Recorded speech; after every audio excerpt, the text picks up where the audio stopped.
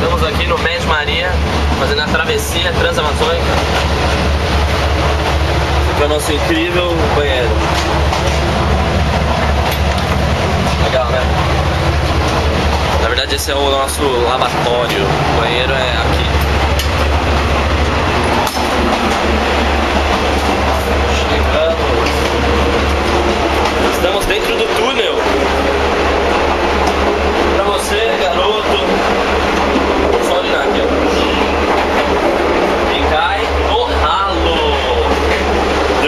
Isso é óbvio, mas o ralo é aberto. Isso que é bacana. O ralo é aberto. E agora faz acho que umas 10 horas que a gente tá viajando. Vocês podem notar as marcas de expressão devido à viagem. Foi um pouco cansativo. Torneira ao detalhe, ó. Tem que acelerar.